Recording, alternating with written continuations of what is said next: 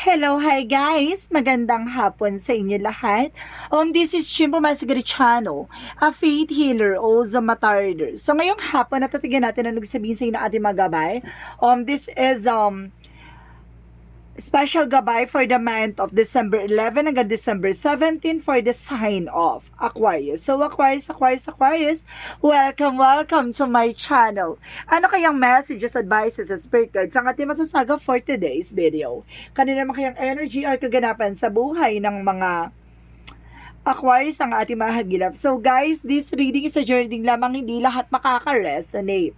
Kunin lamang po ang makaka-relate sa inyo and comment down below kung kaninong energy ang ating nasagap. And of course, don't forget to like and subscribe my channel and hit the notification bell for more videos update. And of course, maraming salamat po sa mga walang sawang pag-support sa aking channel, lalong-lalo na hindi nag-i-skip ng ads. Naway pagpalain po kayo ng Diyos at may kapal, siksik liglig na guumapaw ang manumbalik sa inyong biyaya. So guys, kumapit ka na, nandito na ako ulit, ang nag-iisang maestra ganda, faith healer. So, umpisahan na natin. Angel Spirit, please give me information for the sign of Aquarius.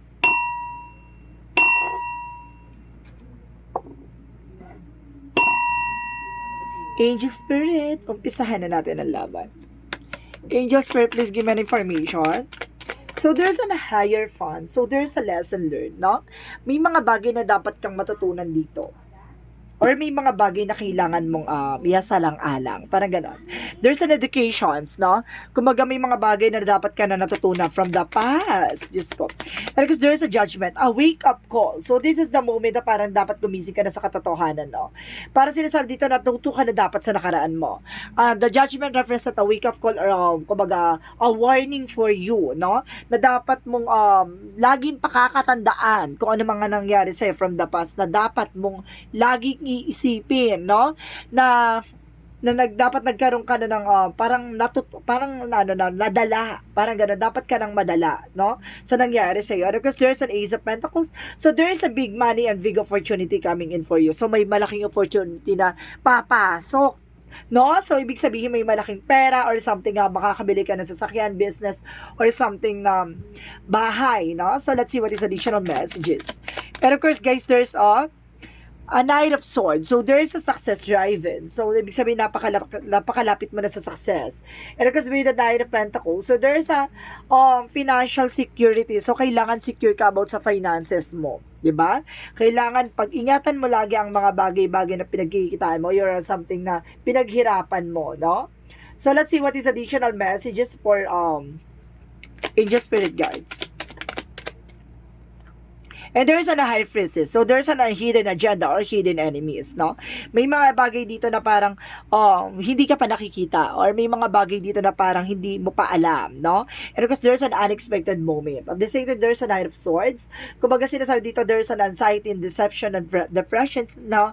Na kailangan mong kumbaga natuto kasi parang na-stress ka na before. So wag mo nang hayaan na ulit-ulit, no? Kumbaga there's a Knight of Swords na nagkakaroon ka na naman ng sleepless nights, or some of you parang nakakaramdam ka na ulit ng parang bigat ng katawan or bigat ng ulo, no? Dahil sa stress. And because there's a King of Wands, so there's an information na there's control, no? Kailangan mong kontrolin yung emotions mo, even your finances, para nasa ganun hindi ka na-stress. Parang there's a warning na parang dapat ka nang matuto about sa finances. And because there's a Page of Pentacles, so there's a new fresh ideas and new plan that brings you a manifestation. So may mga bagay na unti-unti ka na ma-manifest dito. May mga bagay na unti-unti mo nang matutupad, diba? So let's see what is the Knight of Swords. Let's see what is the Knight of Swords. So there's a temperance. So there's a perfect timing, no? Kumbaga, nandito na yung kumbaga, ibibigay ito sa iyo yung success na to, no, on the right time. So in the right time, on the right place. So let's see what is the Knight of Pentacles. So there's a Page of Swords. So get more information, not being curious. So kailangan maging kumbaga sa matanong, parang ganon. Kumbaga kailangan kumuha ka pa ng impormasyon na kung paano mo pangangalagaan yung finances mo, paano siya magkakaroon ng growth, no? Paano siya palalakasin or payayabungin. So sinasabi dito mag slow and steady, no? Panatiliing kalmado. So, let's see what is the High Priestess. Because there's a King of Pentacles. So, there's an information dito na kailangan maging secure ka, ano? Ano, kasi kailangan mong pag-ingatan niya kasi marami sa paligid mo na, 'di ba? Hindi mo inaadya na may mga tao talagang naiinggit behind your back. Or some of you, may mga tao talaga na susubok, no? Nalinlangin ka. And because let's see what is the Hierophant and the Knight of Swords. So there's a Four of Wands. So there's a celebration coming in for you. No? May celebration daw dito. At the same time, there's a wedding, ganon. And of course, information na kumbaga matatapos rin yung stress na to. No? Para matatapos na yung kaganapan sa pag-iisip mo ng kung ano-ano. So let's see what is the Judgment and the King of Wands. So there's a Seven of Pentacles. So there's a harvest time.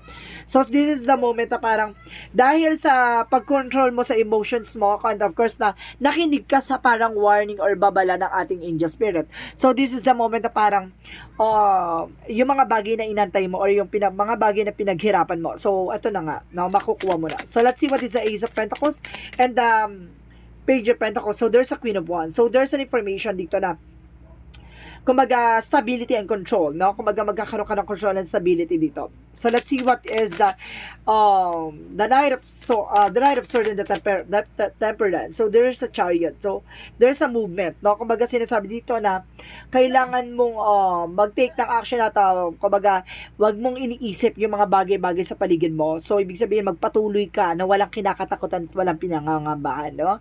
The more kasi na parang nagkakaroon ka ng doubt and fear, kumbaga nagkakamali ka sa mga decision mo sa buhay, even sa mga ginagawa mo.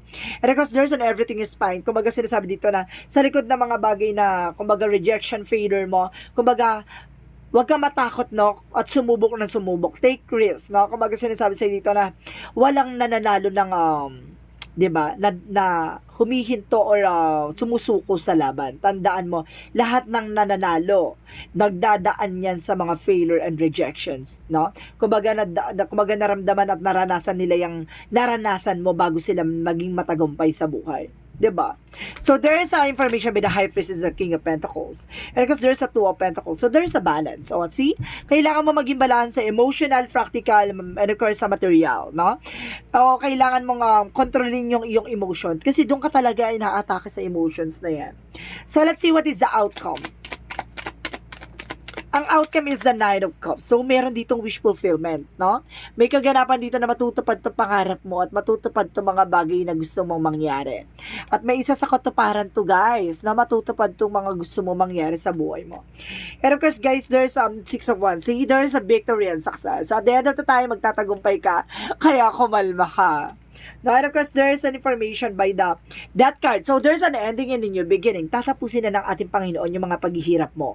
That card represent an ending and of course, there's a new beginning, no? Magkakaroon ka na ng bagong simula at sasabihin to, a transformation for a lifetime. Na babaguhin tong buhay mo at babaguhin tong sitwasyon mo. Hindi sa lahat ng oras, nandiyan ka sa situation, tandaan mo, no? Na, kumbaga, nanonood lang sa'yo ang ating Panginoon na kung ano ang magiging decision mo at kailangan mo siyang gawin mong sentro sa lahat ng mga decision mo. Kumbaga, kailangan mong humingi ng guidance and protection sa kanya nang sa ganun hindi ka napupunta sa alanganing sitwasyon. At kumbaga doon kanya susubukan na kung hanggang sa mo siya kakapitan, 'di ba? So let's see what is additional messages for magical fairy messages. Angel Spirit Guide, please give me information.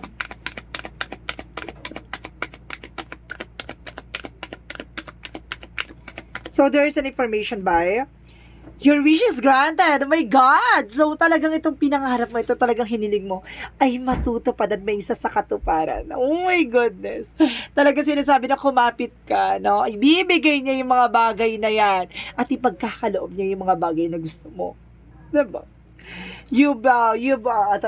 What you've asked for is coming here. Na talagang parating talaga. So, let's see what is additional Yin and Yang Oracle card. So, let's see what is additional messages for Yin and Yang Oracle card.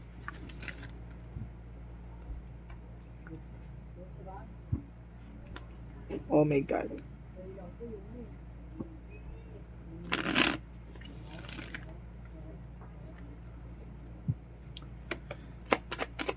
Yin and Yang Oracle card, Angel Spirit Guide. Please give me information. And because there is a garden that vulnerable or something sinasabi na garden, na protection mo yung sarili mo, no? And of course, I told you, there's a faith. Oh my God. Pag sinasabi dito, nandito, sinusubok to, there's a divine intervention. I told you so, di ba? Kumbaga may paalala sa yung ating divine. Tama. Ano kasi sinasabi dito with reunion and soul tie. So, ibig sabihin talagang parang sinusubok ka rin pagdating sa relasyon. No? Some of you, kumbaga meron kayong mga pinagdadaanan with your relationship. Kumbaga talagang pinagdadaanan nyo yung kumbaga difficult decision or something na mga decision nyo sa buhay dyan na kailangan nyo pag-isipan. Diba? Hindi pwede kayo maging pala decision or something. Kailangan pag-iisipan nyo ng maraming beses. No, bago nyo, kumbaga, isa katuparan yan. So, let's see what is the Love Oracle cards. Love Oracle cards represent girl talk. So, some of you there's some information na parang pinag-uusapan ka with your friends, ganon. Kumbaga, or kailangan nyo pag-usapan with your friend, having fun, and there's nothing today, no? Kung hindi pa sa ngayon, siguro kailangan mo munang tutukan yung sarili mo at magkaroon ka ng mag-set ka ng boundaries, no? So, kailangan mo pag-ingat. Or some of you guys, pinag-uusapan ka behind your back. At kailangan mo dito na parang iwasan makinig sa mga sinasabi nila, no? Kumbaga, panatiliin mong makinig sa sarili mo, even your inner voice, no? So, let's see what is additional messages for Monsology. For Monsology, additional messages. And of course, sinasabi dito, there is don't let past hold your back. Don't let pride get in your way. Sorry. Kumbaga sinasabi dito na wag mo raw, wag mong, ano yun yung pride or ego mo dito, no? Wag yun yung maging basihan mo or something, wag yun iangat. Kumbaga, gawin mong balance yan, no? At kung maaaring ibaba mo yung pride mo, ibaba mo. No? Hindi sa lahat ng oras, kumbaga, nagiging pinaiira lang pride. Kailangan magkaroon ka ng balance and control. Yung sinasabi, kailangan mo maging balance, emotional and practical. Material man yan. So, kailangan mo maging, kumbaga, balance in all the time. Diba? Hindi sa lahat ng oras, may tinang ulo, no? At kailangan mo talagang balancein at controlling yung emotions mo. So, let's see what is additional messages for angel spirit guides for angel spirit. Let's see. Dito tayo sa isa pang card.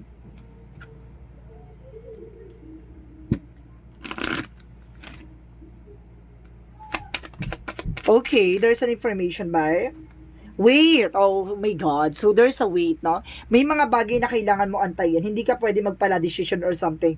Di ba? Kung para sa'yo, hindi mo kailangan mag-inerte or something, di ba? So, ibig sabihin dyan, kapag talagang ibinigay at talaga nakalaan sa'yo, no? Kung para sa'yo, para sa'yo. So, let's see what is the chakra messages for you. And there's an abundance. Wow, may kasaganahan talaga nag-aantay for you.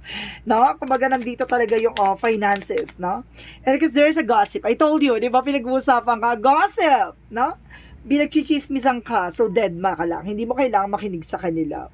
Di ba? Kasi parang ginugulo nila yung yung gusto nilang guluhin yung yung parang focus mo, parang ganon.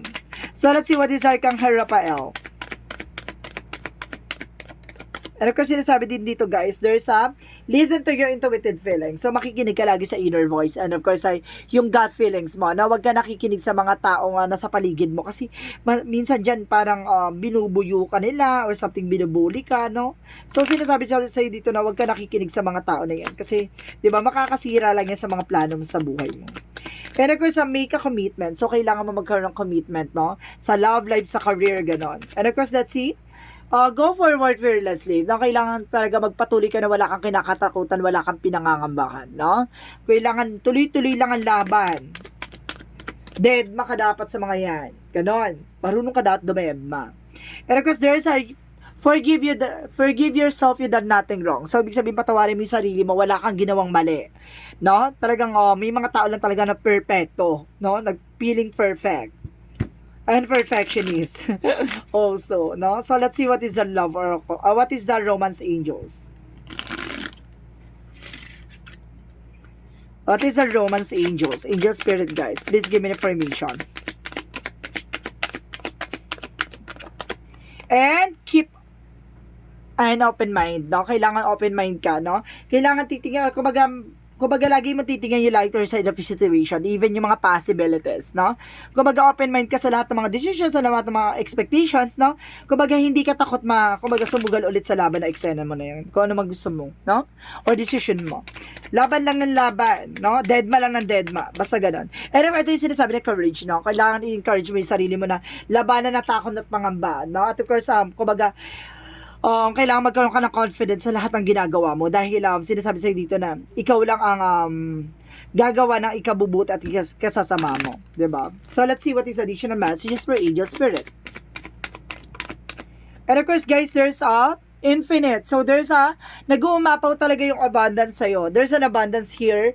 And of course, there's may Ace of Pentacles dito na talaga sinasabi talagang ang kasaganahan ay sa'yo, no? Talaga ipagkakaloob siya sa'yo na wag ka lang nakikinig sa mga tao sa paligid mo. There's some music. So, ito yung pakikinggan mo yung music, no? Makakatulong yan for you. So, let's see what is the energy.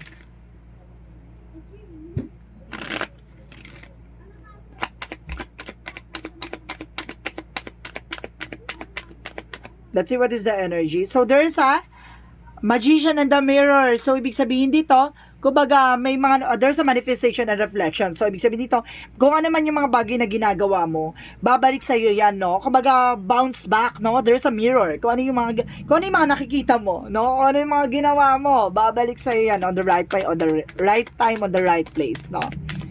Kahit sabi mo magtago ka, mga ganon, no? And of course, yung mga nasa paligid mo, lalo yung mga taong gumagawa ng hindi maganda sa'yo, na sinisiraan ka behind your back, kumalma ka, may karma. Ganon.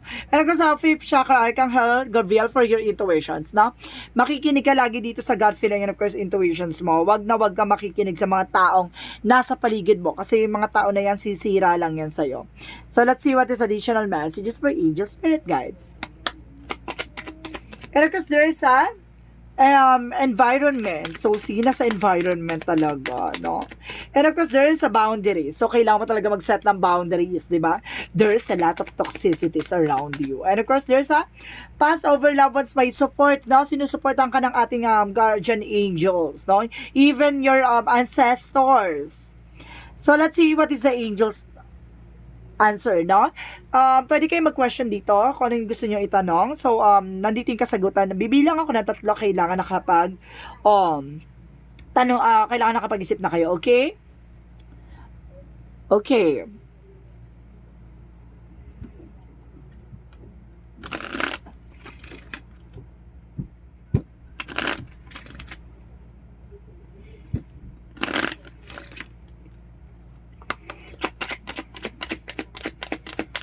Angels answer. So, there's a choose on your direction. No? Pumili ka ng mga bagong direction mo. And of course, within the next few weeks. So, ito kung may mga inaantay ka, no? Baka ito na yun. Next few weeks. And of course, of communication is the communication clearly. So, kailangan mo makipag-communication na maayos, no? So, let's see what is the angel's number.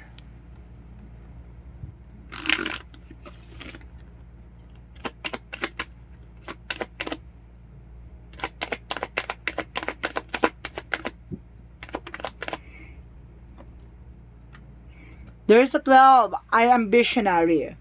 Creativity is a driving force in your life. Your imagination is rich and you are able to express your feelings and insights in unique ways that others can benefit from. So, ibig sabihin dito na kumbaga nakikita mo na yung mga bagay na alam mo makakatulong sa'yo even sa ibang tao. No? Kumbaga nabivisions mo na, nakikita mo na talaga yung mga bagay na posibleng mangyari. No? Kumbaga nagkakaroon ka ng parang nagkakaroon ka ng imagination or something visions dito na kumbaga may mga pangyayari na magaganap na or something makakatulong ka sa kanila na may mga bagay na kailangan nila mag-take ng action or something na kailangan nila pag-ingatan, ganon. So, let's see what is Jesus loving quotes, no? So, let's see what is the Jesus loving quotes. Angel Spirit God, please give me information. Oh my God. And I am the good shepherd giving his life for the sheep. Ibig sabihin dito, kumbaga may mga tao talaga na kumbaga handang magsakripisyo, no? O handang makita yung mga bagay na, 'di ba? Yung goodness, no? Kumbaga there's a Samaritans or something na tutulong sa iyo, no? And because may mga tao talaga na ibibigay na ni God, 'di ba? Na para tulungan ka. May mga ginawa siyang instrumento para bigyan kang pansin o bigyan ng kumbaga kasagutan yung mga katanungan mo sa buhay mo. So this is the messages of life. So let's see what is the messages of life for you. Angel Spirit, God, please give me information. Messages of life, give me information.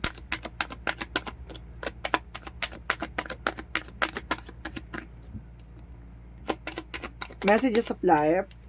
So there's an I welcome. No? So sabi dito na I welcome life as it is, present it to me. Today, I take each step of my path to fulfill with a good faith. I swim easily with the flow of life. I will embrace all the experiences that universe bestows on me, even those that may prove challenging. I know all will fall into place for my greater good. So, ibig sabihin talaga dito na kung may mga bagay na para sa'yo. Parang gano'n ako. Kumbaga ibibigay niya si ni God yan kung talagang nakalaan para sa'yo. Kahit napigilan niya ng sitwasyon, kahit pigilan niya ng mga tao sa paligid mo, kung para sa'yo yung bagay na yun, makukuha mo. No? Kumbaga talaga nakalaan na, meron talagang propesya na tinatawag na ibibigay sa ni God yan. So guys, this is a special gabay for the month of December 11 hanggang December 17 for the sign of Aquarius. So this reading is a reading lamang, hindi lahat makaka-resonate. Kunin lamang po makaka-relate sa inyo and comment down below kung kaninong energy ang ating nasagap. Maraming salamat sa mga walang sawang pagsuporta sa aking channel. Lalo hindi nag-i-skip ng ads. Naway pagpalain po kayo ng Diyos at may kapal, siksik diglig na gumapaw man ng balik sa inyong biyaya. Maraming salamat po and see you in the next video. Bye-bye and babush!